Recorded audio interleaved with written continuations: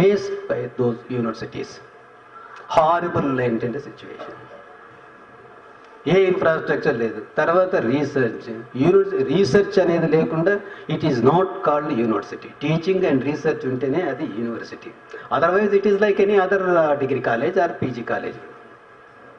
So ఇట్లాంటి పరిస్థితుల్లో ఇవన్నీ కూడా వీటిని దృష్టిలో పెట్టుకొని ఒక్కొక్క ఆస్పెక్ట్ ఏంటంటే తీసుకొని మనం ఈ చర్చ మొదలు పెడితే కొంత బాగుంటుందని నేను అనుకుంటున్నాను. Now it is for a floor is open.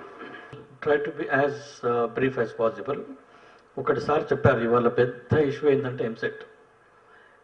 It's a common sense that where there is a supply is more, demand is less, you don't need EAMCET. You did not need EAMCET for last 10 yearsలో కూడా అవసరం లేదు. But కొన్ని వ్యాపార శక్తులు, గవర్నమెంట్లో ఉన్న వాళ్ళు అందరూ కలిసి it has become 1000 crore business minimum. So మనం తెలంగాణ గవర్నమెంట్ చెప్పాల్సిన ఇమీడియట్ ఏంటంటే ఎంసెట్ను ఇమ్మీడియట్గా అబాలిష్ చేయాలి. This is not need. మనం ఒకప్పుడు సిస్టమ్ ఎంత బ్రహ్మాండంగా ఉండే, ఉస్మానియాలో ర్యాంక్స్ పైన ఇచ్చేది, అవన్నీ కౌన్సిలింగ్ అది.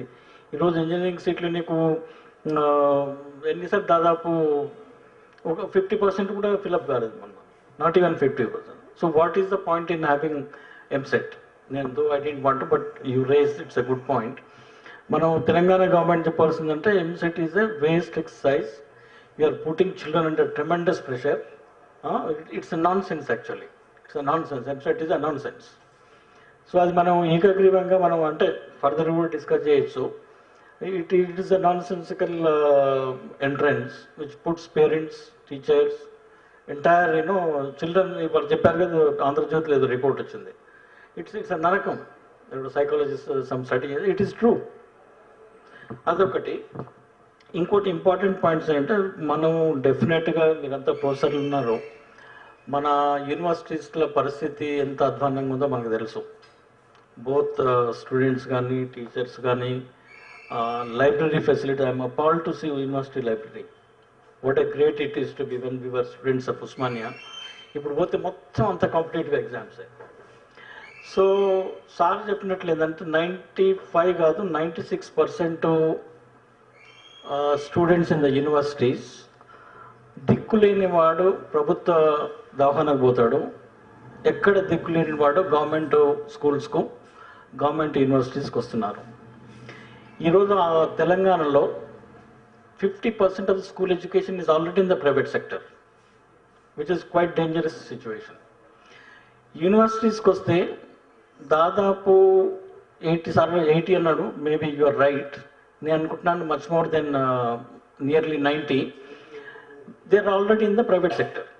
వెదర్ ఇంటర్మీడియట్ ఎడ్యుకేషన్ కానీ లేకపోతే డిగ్రీ కాలేజెస్ కానివ్వండి, ప్రొఫెషనల్ కాలేజ్ అయితే ఆల్మోస్ట్ ఇంజనీరింగ్ మనం చెప్పవలసినది ఎక్సెప్ట్ ఉస్మానియా 2-3 కాలేజీలు తప్పిస్తే మిగతావన్నీ ప్రైవేటే. ఈ ఫార్మసీ కాలేజెస్ ఇవన్నీ కూడా, ఎంబీబీఎస్ కూడా except 3 or 4 medical colleges now all or private. So ఈ గ్లోబలైజేషన్ ప్రాసెస్లో the government is trying to take a slowly withdraw from the system, education system, which should be the prime concern of the government, especially education and health. But the globalization process చూస్తుంటే, నువ్వు last 10 years trend చూస్తుంటే, government is slowly withdrawing from the education system. It's quite so evident. ఇవాళ యూనివర్సిటీలో ఉన్న పిల్లలు 95% sir చెప్పినట్టు SC, ST, BC కులాలు, minority వాళ్ళు ఉన్నారు. They are the first generation children. వాడికి ఏమీ లేదు, కౌన్సిలింగ్ లేదు యూనివర్సిటీలో, వాడు ఏ జాబ్ చేయాలి. నేను I was doing some courses for university students, MSc, MA. I asked him what you want to become, what you are preparing అంటే, వాడు అంటే నేను కానిస్టేబుల్ కోసం ట్రై చేస్తున్నాను సార్ అంటే. వాట్ ఈస్ సిచ్యువేషన్ అంటే, నేను కానిస్టేబుల్ జాబు మంచిదిగా అనలేదు. వీడి లెవెల్కు సెల్ఫ్ ఎస్టీమ్ ఎట్లుండాలంటే, మేము యూనివర్సిటీలో ఉన్నప్పుడు Group 2 రాయాలంటే Group 2 ఎవరు రాస్తాడు అన్నది. I mean that was the, ఈరోజు ఆ self esteem level is so లో సార్. వాడు constable is target is constable. So వీళ్ళకు కౌన్సిలింగ్ ఎట్లా, తర్వాత టీచింగ్, తర్వాత మనకున్నన్ని సోషల్ సైన్స్ రీసెర్చ్ ప్రాజెక్ట్స్ ఇంకా దేశంలో ఎక్కడ లేకుండొచ్చు. ఆంధ్రప్రదేశ్లో ఆర్ తెలంగాణలో మన రీసెర్చ్ ప్రాజెక్ట్స్ వాడు యూనివర్సిటీ ఆఫ్ ససెక్స్ వాడు చేస్తాడు, PDS system in Andhra Pradesh and critical study అని చెప్పి. మన ఉస్మానియా యూనివర్సిటీ, కాకతీయ యూనివర్సిటీలో these are some of thing. మనకు ఎక్సలెంట్ ఇష్యూస్ ఉన్నాయి ఇక్కడ. ఎన్వైర్న్మెంట్ కానీ, పబ్లిక్ డిస్ట్రిబ్యూషన్ సిస్టమ్ కానీ, గవర్నెన్స్ కానీ, ఎన్నో ఇష్యూస్ మన యూనివర్సిటీస్ బ్రహ్మాండంగా చేయొచ్చు. సో సార్ అన్నట్లు అక్కడ research there is a serious problem. స్టూడెంట్స్కి వాటి కౌన్సిలింగ్ లేదు. ఎంతసేపు వాళ్ళ స్టూడెంట్స్ తిట్టడమే, వీళ్ళు ఏం స్కూల్ క్లాసులకు రావడం లేదు అంటే వాళ్ళు మోటివేట్ చేయడం ఎట్లా మరి? Because it's the first generation. డబ్బులున్న వాళ్ళంతా they are gone to professional education where they can pay and study. So ఈ ఇష్యూస్ చాలా ఇంపార్టెంట్ సార్. ఇక తర్వాత నేను I don't want to go in to the appointment of vice chancellors and this one which is a serious issue. Vice chancellor ఇంకోటి another point I want to say is, మనది inbreeding ఎక్కువ ఉంది sir. Students జనరల్గా నేను యూకేలో చూశాను, యూఎస్లో చూశాను, 50% of the teachers should be from the out side. ఇప్పుడు మనం యూనివర్సిటీలో చదువుతాడు, వాడు యూనివర్సిటీ లెక్చర్ అవుతాడు, యూనివర్సిటీలో professor. Where is the diversity? Where is the new thing coming to the universities? So మనం ఒకటి ఏంటంటే ఈ ఇన్బ్రీడింగ్ను కూడా స్టాప్ చేసి 50% అట్లీస్ట్ ఎంకరేజ్, లైక్ 15% అడ్మిషన్స్ మనం ఓపెన్ కోటా అంటున్నాము, 50% should be open quota for all over India. Then only universities will bring in certain innovation or creativity.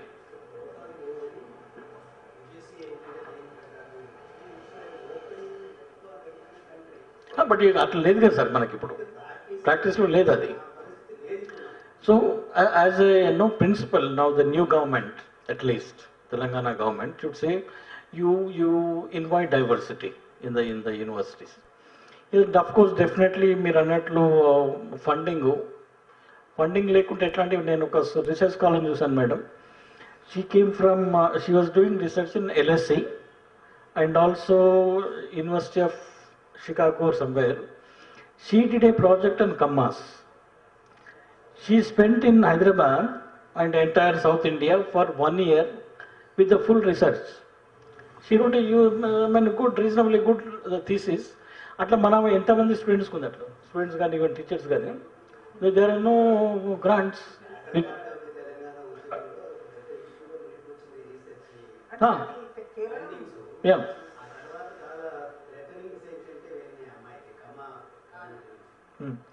So ఇది సరే రీసెర్చ్ డెఫినెట్గా టీచింగ్ స్టూడెంట్స్ ఫస్ట్ జనరేషన్ కాబట్టి government has the more responsibility to do something to the universities very, very seriously. Even in Japan, if I get a chance, maybe I can reflect it. Thank you. So what?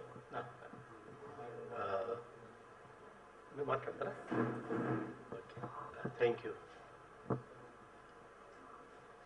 Of course, at the outset, really we appreciate the efforts made by TRC.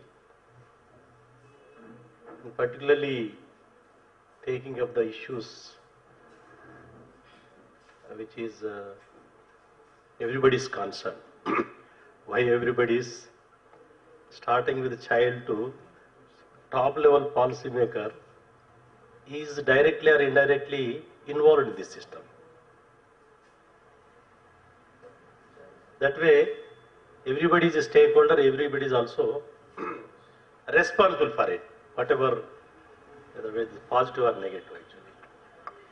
If you tell in nutshell in non-quantitative terms, that's what Professor Muthyareddy wants, that at the outset our higher education system is operating at low level of equilibrium. When you say low level of equilibrium, it is not up to the mark, but everybody is happy. That is how actually last few decades the system is running. Why I tell it is a equilibrium? Because nobody wants to disturb it. Neither students are, nor teachers, nor policy maker worried about this much actually, except few like these organizers. And second important point is we are not able to differentiate education as a professional activity, education as a welfare activity.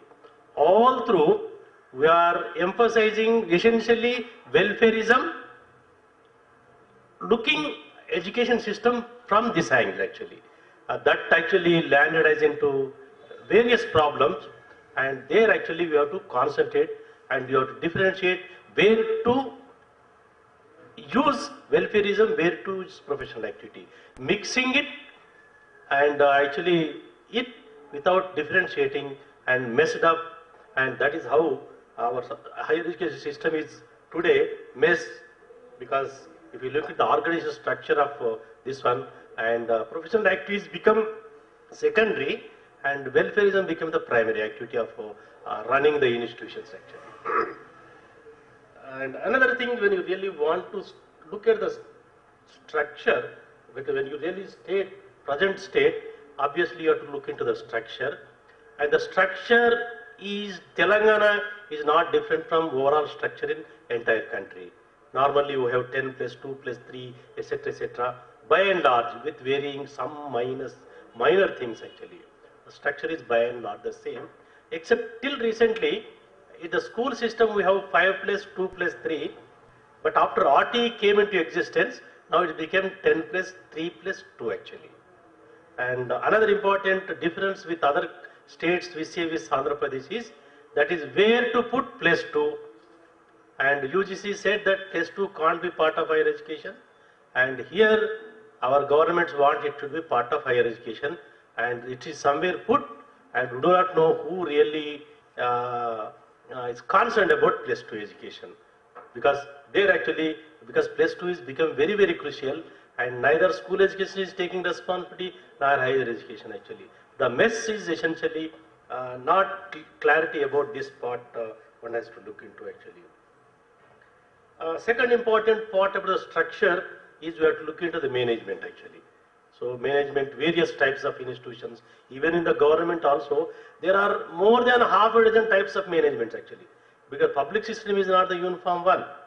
For example, when you look into the schools run, there are almost half a dozen varieties of public managements. For example, even in here also, you have different types. For example, colleges run by government, aided, state government, central government, and also some autonomous societies that also funded by government but run through, for example, some other one actually. So therefore, there is also diversity in the management is there. And within public versus private, obviously we know that private is emerging an important sector and is increasing over the years, and higher education system is almost dominated. And state has become only marginalized, and basically to award or something, what is called conduct the examinations, award something, and major responsibility for running day-to-day activities basically left to the private sector, particularly in higher education. Another important part when you look into the structure is different components. The higher education system is not uniform. Not only vertically different, but horizontally also they are different. We have one general education, that's what we talk about, BA, become BSc, etc., etc., and also technical education like engineering, polytechnic, etc., etc., and professional education like your medicine and your management and this, etc., etc. These are all.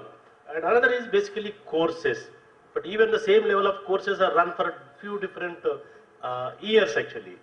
There you have some honors versus general, and somewhere combined degrees are given 5 years integrated, etc., etc. That is one important part when you really look into the structure, that when under section structure you have to put these things in places actually. Then comes to other important ask, when you really look into the present status, but you see that how accessible our education system is there actually.